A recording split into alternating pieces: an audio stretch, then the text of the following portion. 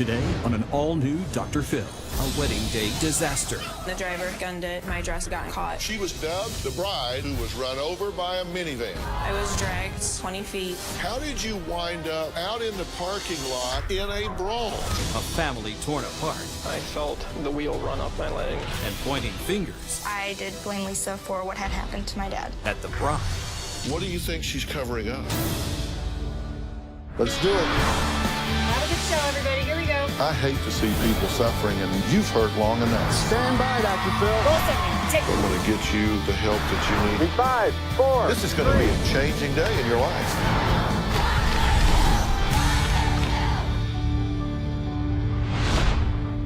The flowers, the cake, the gown, the glitter, and glamour of getting married. It's supposed to be the best day of a bride's life, right? I mean, you guys thought about this when you were young. But my guest Lisa says it was the absolute worst day of her life. Just 8 months ago, Lisa married Levi in what she described as a fairy tale wedding. Her Uncle Bill walked her down the aisle. Everyone was smiling and having a great time. The bride was thrilled. Her big day was going so smoothly. That is, until the reception. And then all of a sudden, fists were flying immediately after that first dance. Police were called, and her dress became evidence in a trial. I mean, look, see the big tear here in the side, and down here just all ripped up. What could have caused a beautiful bride to be dragged 25 feet down the road by a car? That's right.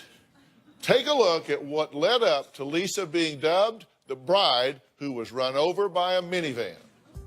My Uncle Bill has always been a father figure to me. My biological father was not in my life, and my Uncle Bill has been there for me. We've always had a strong bond. We would laugh, joke around. He was my rock. He was someone I could always lean on.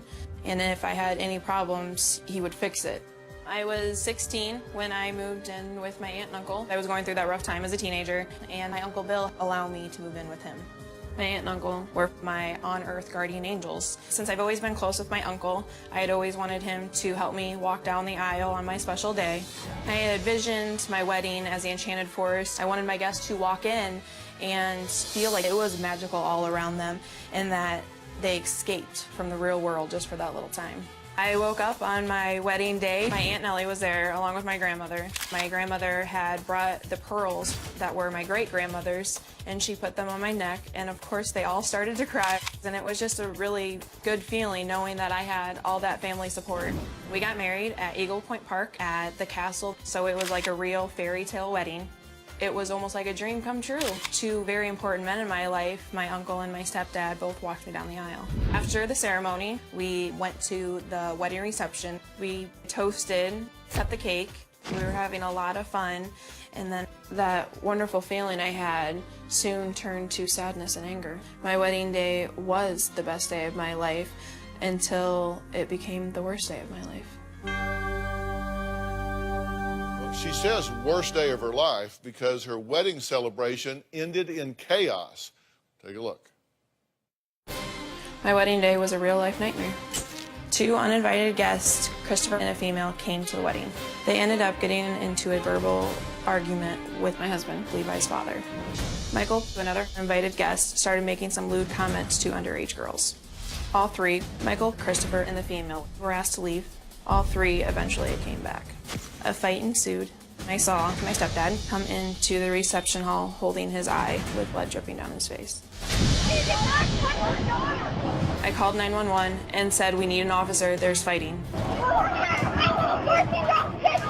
I pushed Christopher and I told him, "You were ruining my wedding."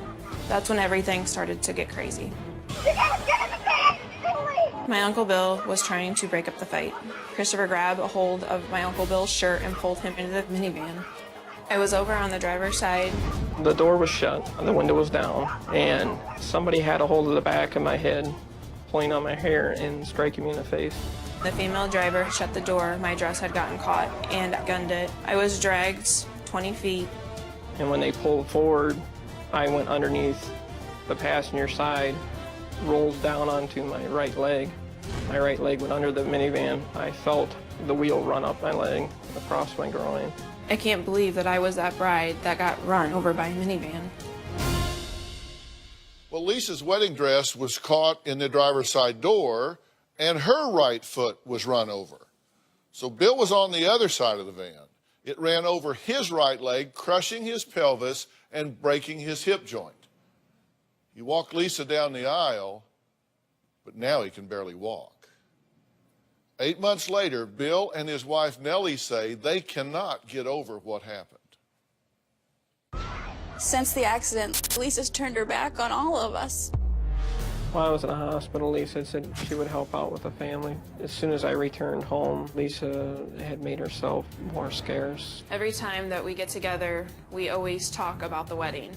And it's nothing good about the wedding. It's always the bad parts and the struggles. I just feel like it's easier to disengage myself and not having to listen to it. If my husband was in the room, she would go in the next room. And my husband would joke after a while, I guess I'm home, Lisa's leaving now. He'd say it's like she hates me. Is it because her wedding got ruined because I got ran over? The family can be a little insensitive to what had happened that day because this was my wedding day and I also got run over. It makes me feel horrible. We didn't intentionally ruin her wedding by Bill getting run over. Why are you treating us like you don't even know us? My aunt and uncle tell me that I've been distant and that I don't come over and call anymore, but they do the same with me. It makes me feel like they really do blame me. Well, Lisa's grandmother, Teresa, who is also Bill's mom, thinks Lisa is being self-centered and forgetting that Bill's life has changed forever. What was supposed to be the most beautiful day turned into the most nightmarish evening. The night Bill was run over changed Bill and his family's life forever. My son has sustained lifelong, life-changing injuries, and my granddaughter Lisa just doesn't seem to really care. All Lisa cares about is her new life and her world. Out of everyone involved in that whole incident, Bill's daughter, Dixie, held the most resentment. Dixie really resented Lisa for the injuries that her daddy got at Lisa's wedding. And I know she worries whether or not her daddy's going to be able to walk her down the aisle at her wedding. If I could talk to Lisa bluntly about everything that has happened, I'd say, wake up, Lisa. Bill is not okay. Bill's family is not okay. You, however, are okay. And you need to step up to the plate and help them be okay. I suspect that Lisa may still be friends with the people who did this to her Uncle Bill. We've questioned Bill and Nell and I because of Lisa's silence. It makes you wonder, was there something that Lisa was trying to kind of cover up? Okay, well, we're going to try and sort this out. I'm obviously sorry that this happened, and Bill, I'm certainly sorry that you have some long-term injuries here. This crushed your pelvis, broke your hip bone, right? Yeah, I crushed the pelvis and numbness from my knees to my waist. So how did all of this happen? Do you have the wrong friends? No, we actually don't hang out with the people that were in the van at all. And they were told to stay away from me, my husband, and the rest of my husband's family. Now, you're the bride, and you're inside. How did you wind up from that first dance floor to out in the parking lot in your wedding dress in a brawl? Why did you go outside? I was on the dance floor and I heard that there was commotion going on outside. I watched my dad hold his eye, seeing the blood dripping down his face, and I ran outside to see what was going on. I could hear Christopher saying some awful things to Levi and his family, and I ran and I pushed him. And you were already out there, right? Yes. You were trying to break up the fight. Yeah, I just wanted the whole day just to You're just go trying to calm away, everybody yeah. down, right? Get everybody backed off and calm down. I just wanted everybody just to have a nice night. I wanted them to leave and everybody go back in and finish their night. You punched the female driver. Yes, I did. How did it get to that point? Yeah, well, you seem like a very nice lady. I actually and am. you're out punching a lady in a minivan? Oh, okay, all right. Coming up, the family member who blames Lisa for this disaster. You're going to find out why. I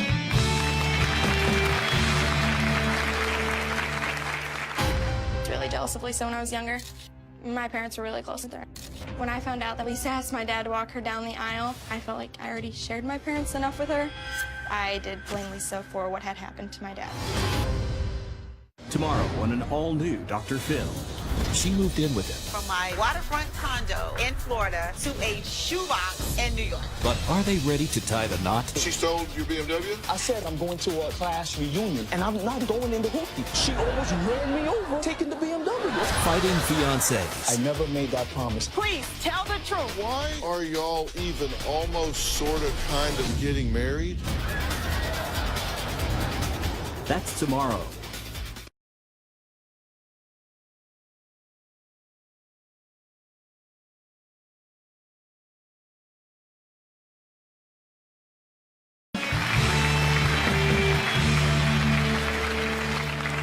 On a summer night in June, just 8 months ago, Lisa's dream wedding turned into a nightmare. She and her Uncle Bill were trying to stop a fight at the reception. And in the process, a minivan ran over both of them. Now, Bill's injuries are chronic, severe, life-changing. He can't feel from his hip to his knees anymore. Bill's daughter, Dixie, says, look, her dad is not the same. And to be honest, she says, I blame Lisa. Take a look. I was 12 or 13 when Lisa came to live with us. I was really jealous of Lisa when I was younger. My parents were really close with her. At certain times, I thought Lisa got more attention. I did not want to share my parents with Lisa at all. When I found out that Lisa asked my dad to walk her down the aisle, I felt like I already shared my parents enough with her. I didn't think it was fair to me as an older daughter. That's something really special. I wanted my dad to walk me down the aisle first. In the past, I did blame Lisa for what had happened to my dad. I was really angry with her. You know, my dad walked you down the aisle, my dad got hurt at your wedding. After the accident, I did not want to see her. I had to leave the room. I can stand and be around her now. I just don't talk to her. If she says something to me, I'll answer her back, but otherwise we just don't talk. I've never spoken to Lisa about the tension between us. You know, there hasn't been enough communication in this situation. Everybody's just kind of denying and turning away from it. You blame her. Let's just get it out. Why do you blame her? I think if she would have never pushed him, I think things would have been different. Okay, you think she pushed Chris when she didn't need to, because the fact of the matter is, Chris was talking to who at the time? Levi. He was talking to Levi. This is Levi down here. How you doing? He was talking to your new husband at the time, and actually it was calming down. There wasn't a conflict with Chris at the time. Is that correct? No, tensions were definitely starting to rise at the time. They were starting to rise, yes, but they hadn't? They hadn't escalated to the point. They hadn't escalated to that point.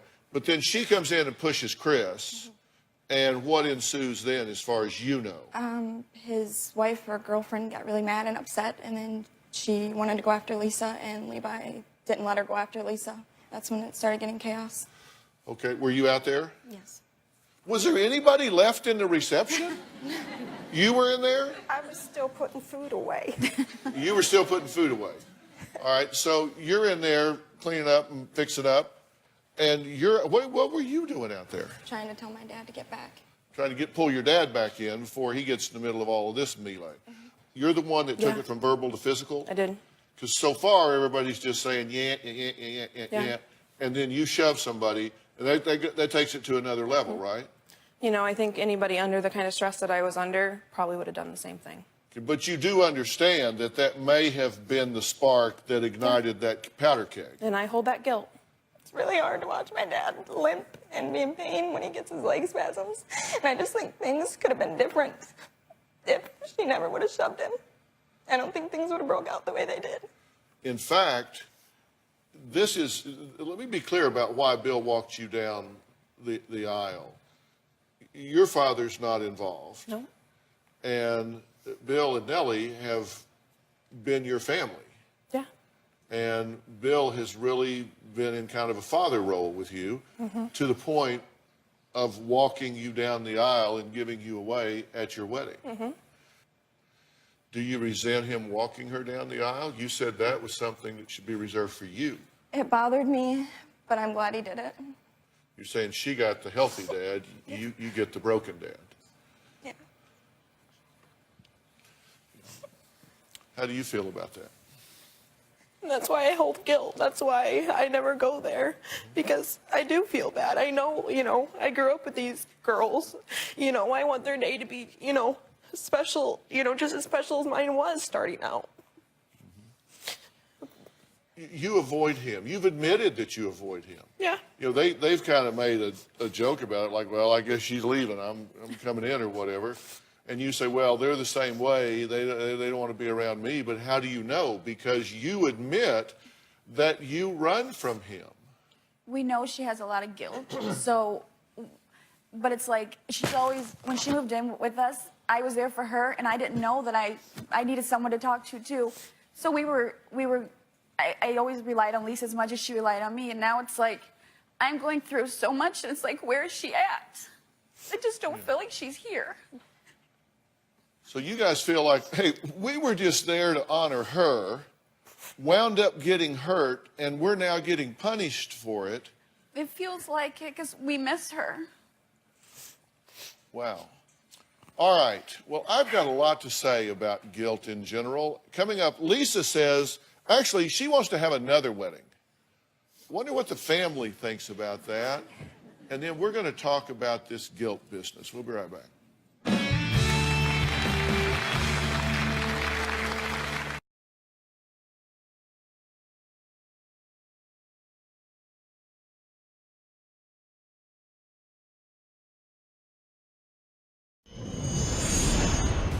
I think about my wedding every day. I look at my wedding pictures, and all I can think about is the accident. No bride should say they spent their wedding night in the hospital. My day was ruined. It makes me feel like I got robbed. I feel like, what about me? I feel since my day had gotten ruined that I do deserve another wedding day, another celebration. Lisa is always posting things on Facebook about maybe having another wedding, and whether my parents go or not, I do not plan to attend. She sends me pictures of dresses, and she's like, what do you think? Isn't this pretty? It makes me angry. Quite honestly, it makes me really angry. And I told her, after listening to it, I wouldn't go. I can't do another one of your weddings. Well, Lisa says her wedding turned into the worst day of her life. She says it because she made the local news as, quote, the bride who was run over by a minivan on her wedding night. Now, Lisa says her entire family won't stop dwelling on the accident and how it's affected Bill. He can't feel his legs from his hip to his knees. He has trouble walking. He was fired from his job because of it. But Lisa says, well, what about me? I was run over too. She says she deserves another wedding. She wants a do-over. How do you feel about her position in all of this? You think she's being,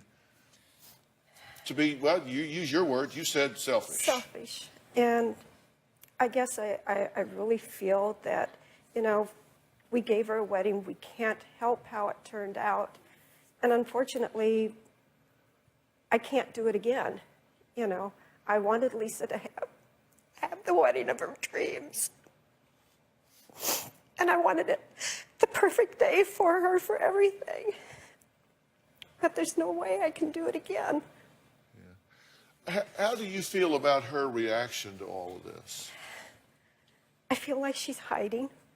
I feel like she's a young girl. She just got married. She has her life. She has the things she wants to do. But on the other hand, there's the long-lasting effects that are going over here. And I hear about how Lisa never comes around or she walks out without talking to him. And that's not the Bill and Lisa relationship that I know. What do you think she's covering up? I wasn't sure, until she just spoke now that if she was still friends with the people who done this. So why are you avoiding him? Just like anyone, I don't want to walk in that house and watch them struggle. I feel bad for them because they have to watch it every day. And I run from it. I'm not afraid to admit it. But, I mean, he was his most important man in my life, and now I watch him struggle, and he's such a hard worker, he doesn't deserve any of it. So how does it then follow that you punish him by withdrawing your love, affection, and support? How is it, does it make sense to you that your reaction to it is, I know you got hurt at my wedding, in my service actually, because you're trying to save the day so my wedding isn't marred. A, you're there to honor me walking me down the aisle. B, you're out there putting yourself in harm's way to try to save my day and my occasion. You get hurt, therefore, in my service. So I will punish you by withdrawing from you because I don't like to look at the aftermath? It's not me punishing him. It's just when, you know, Do you things feel get... punished? I feel left out. I feel like she's drawing back away from me. Yeah, okay. When I had problems, you know, before when I was younger, they know that I close out. They know that I shut the doors That's when no I shouldn't. excuse. I know, it's not. There's no excuse. Two wrongs don't make a right. I know. So I'm asking you, how are you justifying reacting to them this way? I guess just being a coward, not being able to stand up and, you know, take what happened. Well, when we come back, Bill says he wonders if Nellie is going to ask for a divorce. I mean, this all trickles down. We'll talk about that when we come back.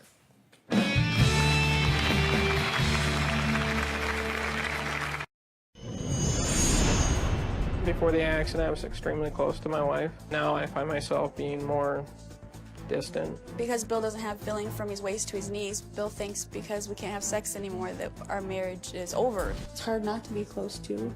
It didn't run you over. It's like, sometimes it feels almost like I'm being punished too, quite honestly. I feel guilty that I'm not showing the affection to my children and my wife that I used to be. Bill said people with his injuries usually divorce their spouse in a year. He's like, you'll end up leaving me in a year. And so I feel like he's testing me and waiting for the year to be over. She's stayed by me the whole entire time, but it's on my part where all the stress and everything with whether or not financially or physically, I'm going to be able to get back to where we were. I feel like I'm trying to hold everybody together. And it's like how much longer, you know, before, you know, Lisa starts talking to us and Bill starts laughing again. How much longer? Nellie, what do you want to see happen? I want my husband to laugh and joke around and not snap all the time and not sit on the other couch. I want Lisa to come over and go on walks with me. I just want my family back. Bill, how about you? What's on your wish list here? I'd like to get my relationship back with my family. I'd like to get back to work, be able to support my family. Are you keeping up with your rehab and doing your appointments and things of that nature? It's been hard because lately we haven't had the money for it. The answer to that is no. We can't afford for him to go to physical therapy because it's due, like he said, like Bill said, do we go to physical therapy or do we buy groceries? I mean, quite honestly, so he doesn't go and I watch him struggle just to go up the steps and he needs to go to therapy, but he can't. He feels he can't.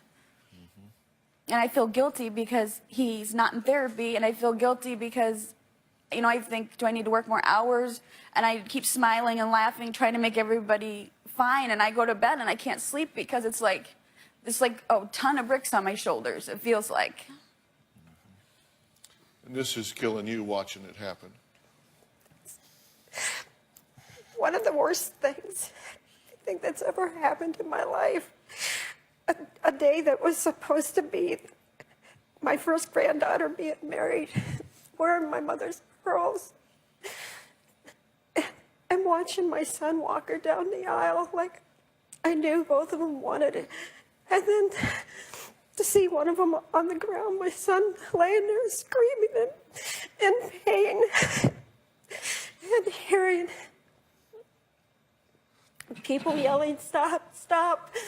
And I run around the other side and there's Levi rushing to Lisa. She had been drugged on the ground. And which one do you take care of? Because you love them both so much. and the relationships that are just being hurt so bad by all of this. And how about you? What do you want?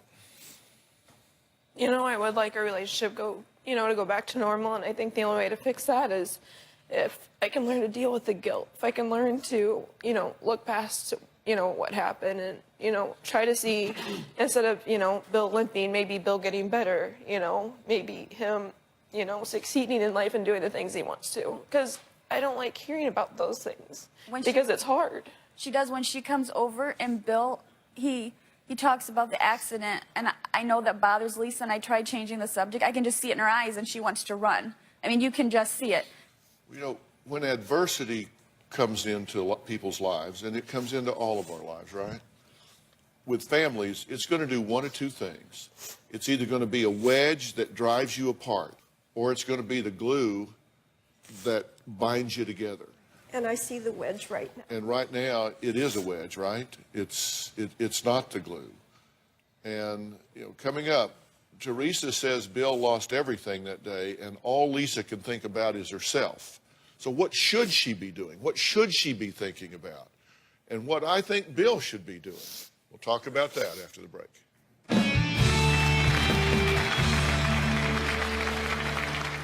Tomorrow on an all-new Dr. Phil. You want to say that I'm this gold digger? I didn't call you a gold digger. She says there's no gold to be done. Fighting Fiancés. Is this my cue to run? That's tomorrow.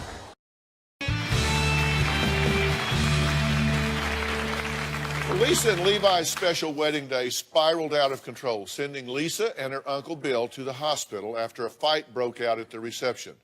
Our Twitter sphere's been watching this show. NPR Mommy says it is not the bride's fault that her uncle has withdrawn from the family. He is making choices on how to live his life. Ann Bridges, 222, says she definitely needs to step up and support her uncle for all that he's done for her. And then Lucille Z says the only thing's worse than dwelling on this for 8 months would be to dwell on this for 8 months and 1 day. That's just calling both of y'all out to deal with this situation instead of suffering it. And listen, there's a difference between dealing with something and suffering from something. It's two very different things. People say time heals all wounds. Let me tell you, it's what you do with that time. It's not the passage of time. You can feel terrible for 1 week, and then 20 weeks later, you can just be doing that same week the 20th time. You've got to progress on. Look, guilt is one of the most selfish emotions you could ever imagine. Because, Teresa, let's say you and I are friends, and we're out, and I'm feeling guilty about something. What kind of companion am I to you? I mean, I'm like sitting over here, and you say, hey, Doc, let's go walk over by the lake and get an ice cream cone. No, you go ahead. I don't deserve one. So now you're over there sitting there by yourself with ice cream running down your hand. You're the one that pays for my guilt. That's a selfish thing. It's an excuse to sit on the sidelines. Well, the truth is you're not a terrible person. You didn't run over Bill. You didn't run over yourself. Should you have pushed Chris? No. Should Chris have been there and be doing what he's doing? No. I mean, there's a lot of things that people shouldn't have been doing. But the truth is, we have more than an animalistic morality. We have to look at intent. What was your intent that day? Did you have any ill intent towards Bill? No. Did you have any ill intent towards them now? No. Did you have any intent to destroy your wedding and make it a chaotic fight in the parking lot? Of course not. You have to look at intentions here, right? Mm-hmm. And I just really want for you guys to think about one thing. And that is, if you allow this to deteriorate your family, if you allow this to come in and separate and break everything apart, then the bad guys win. That's what my husband tells me all the time. Well, your husband's right, as husbands often are.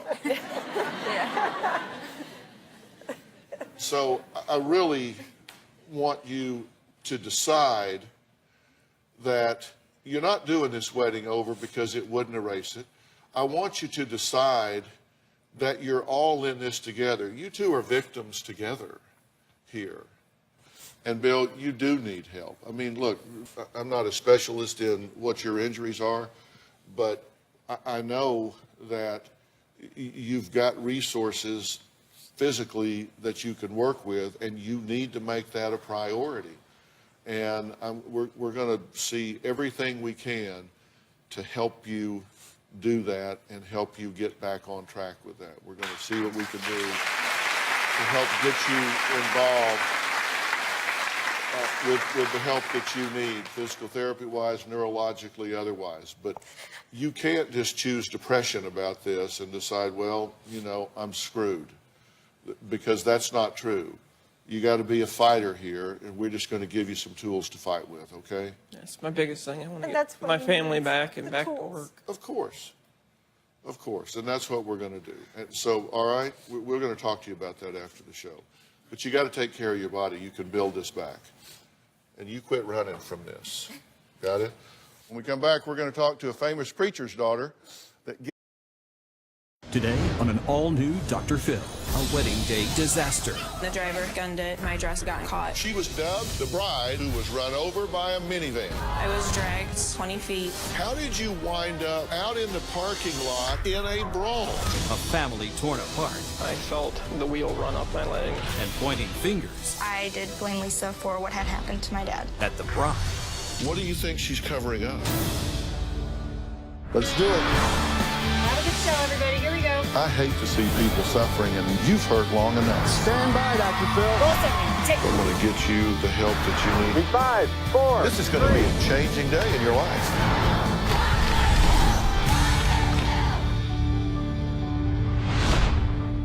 The flowers, the cake, the gown, the glitter and glamour of getting married. It's supposed to be the best day of a bride's life, right? I mean, you guys thought about this when you were young. But my guest Lisa says it was the absolute worst day of her life. Just 8 months ago, Lisa married Levi in what she described as a fairy tale wedding. Her Uncle Bill walked her down the aisle. Everyone was smiling and having a great time. The bride was thrilled. Her big day was going so smoothly. That is, until the reception.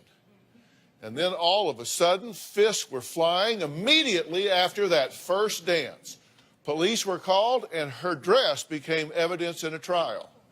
I mean, look, see the big tear here in the side, and down here just all ripped up. What could have caused a beautiful bride to be dragged 25 feet down the road by a car? That's right. Take a look at what led up to Lisa being dubbed the bride who was run over by a minivan. My Uncle Bill has always been a father figure to me. My biological father was not in my life, and my Uncle Bill has been there for me. We've always had a strong bond. We would laugh, joke around. He was my rock. He was someone I could always lean on. And if I had any problems, he would fix it. I was 16 when I moved in with my aunt and uncle. I was going through that rough time as a teenager, and my Uncle Bill allowed me to move in with him. My aunt and uncle were my on-earth guardian angels. Since I've always been close with my uncle, I had always wanted him to help me walk down the aisle on my special day. I had envisioned my wedding as the Enchanted Forest. I wanted my guests to walk in and feel like it was magical all around them, and that they escaped from the real world just for that little time.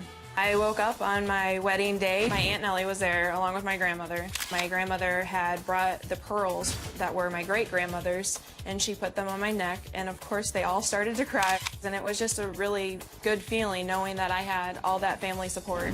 We got married at Eagle Point Park at the castle, so it was like a real fairy tale wedding. It was almost like a dream come true. Two very important men in my life, my uncle and my stepdad, both walked me down the aisle. After the ceremony, we went to the wedding reception. We toasted, cut the cake.